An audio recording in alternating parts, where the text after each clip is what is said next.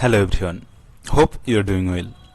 In the last video, I have started the topic Origin of Intellectual Property and I discussed how the WIPO was established. In this particular video, I will discuss about the history of World Trade Organization, that is WTO. So let's start. The first footstep placement of WTO was the formation of GATT. After the Second World War, economy in many European and Asian countries was shattered. After the United Nations Organizations or UNO was born, three bodies were born in 1947, that is World Bank, International Monetary Fund and International Trade Organization, that is ITO. Now the objective of these organizations was to revive the economy, especially in developing countries.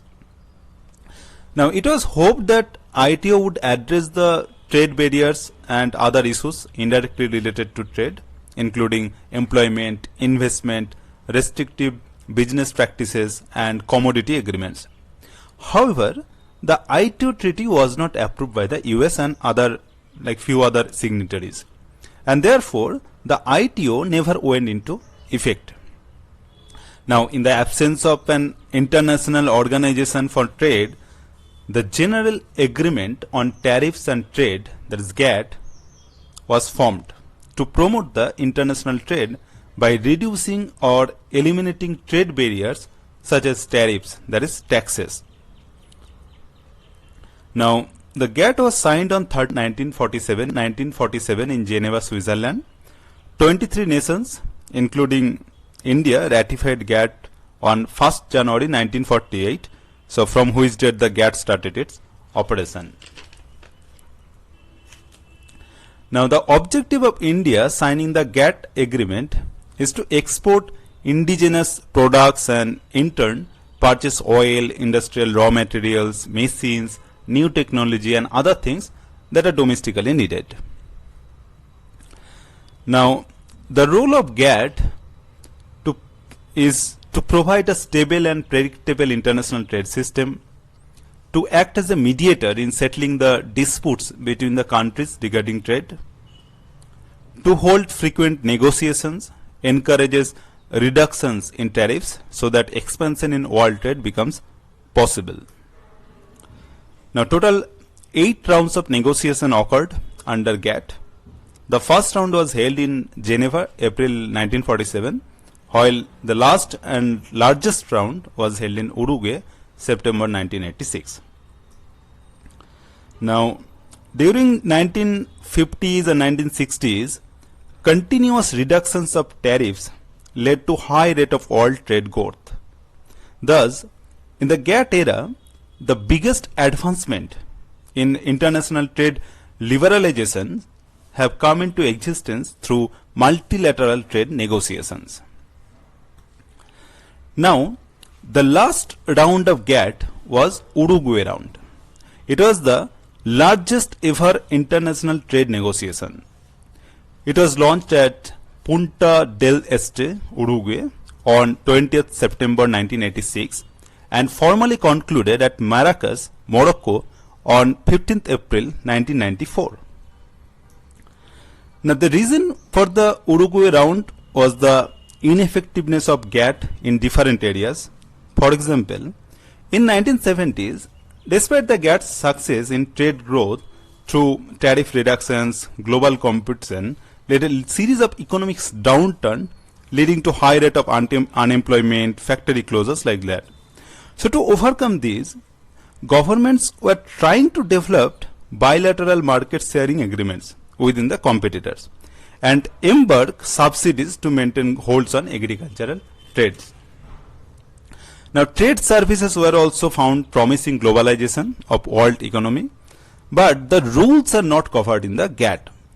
Therefore, to extend the GATT rules to areas such as agriculture, textiles, trade services, intellectual property, the Uruguay round of GATT was started.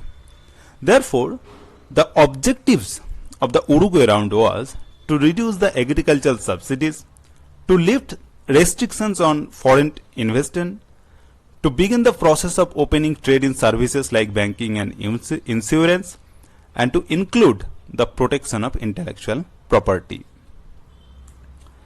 Now, the Uruguay round of the GATT was ended by signing an agreement known as Maracas Agreement. The Maracas Agreement was signed in Maracas, Morocco on 15th April 1994. So a list of about 60 agreements, annexes, decisions and understandings were adopted in the Maracas Agreement. The agreements fall into a simple structure with 6 main parts. First, an umbrella agreement establishing the WTO. Second is the goods and investments such as TRIMS, trade related investment measures.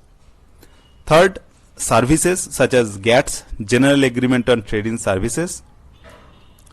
Fourth, intellectual property such as TRIPS, trade related aspects of intellectual property rights. Fifth, dispute settlement such as DSU, dispute settlement understanding. And sixth, reviews of governmental trade policies such as TPRM, so trade policy review mechanism. Now, due to the ineffectiveness of GATT regarding the agricultural trade and trade services, the Maracas Agreement led to the foundation of World Trade Organization or WTO. Now, upon signing the agreement, all the countries became WTO members.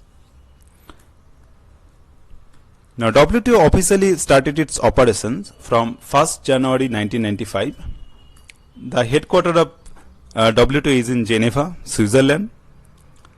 Total 164 members are there, including India. The first Director General of WTO was Peter Sutherland, and the current Director General is Ngozi Okonjo-Iweala.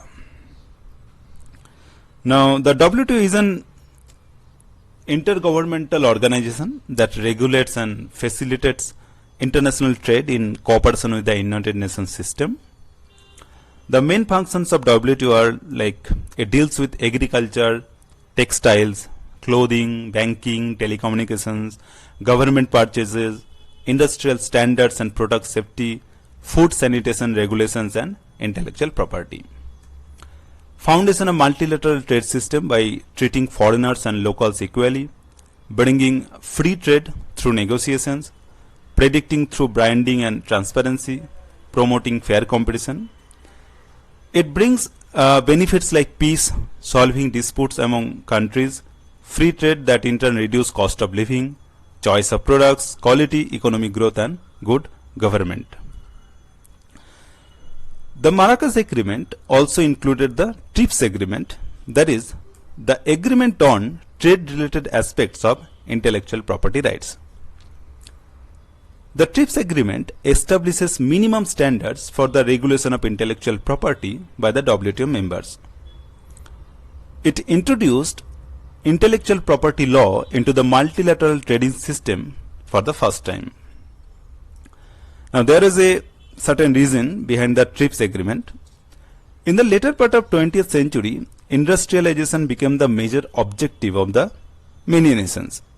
Now, as the industrialization process grew, innovative products, trade amongst the various countries also grew. Now, many of the trading goods involved a high proportion of IP.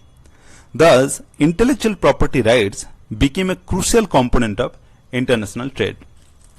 Now, as intellectual property is a territorial property and each nation has its own set of rights and rules for IPR related issues, it led to many confusions and disputes between developed and developing countries. Therefore, this issue was addressed in the Uruguay round, and the TRIPS Agreement was signed on 15th April 1994 and was made effective from 1st January 1995. The TRIPS Agreement is the most important multilateral system for the globalization of the IP laws.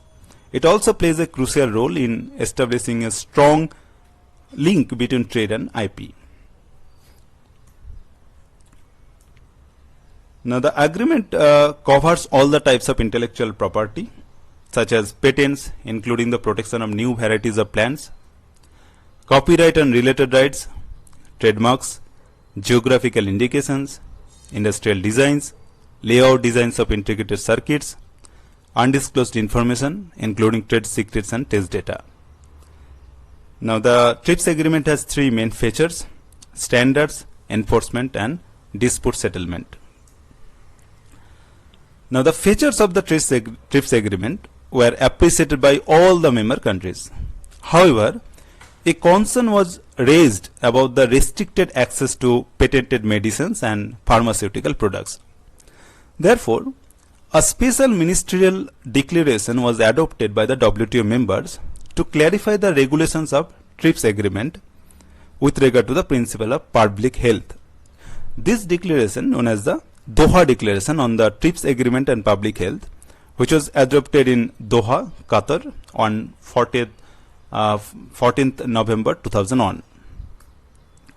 So, under this declaration, the member countries were affirmed that the TRIPS agreement should not affect the important measures to ensure better health care in developing countries. Now, Doha Declaration solved the issue of non-affordability of the patented products, especially to half of the world's population. The WTO members agreed that each member has the right to grant compulsory licenses during a national emergency.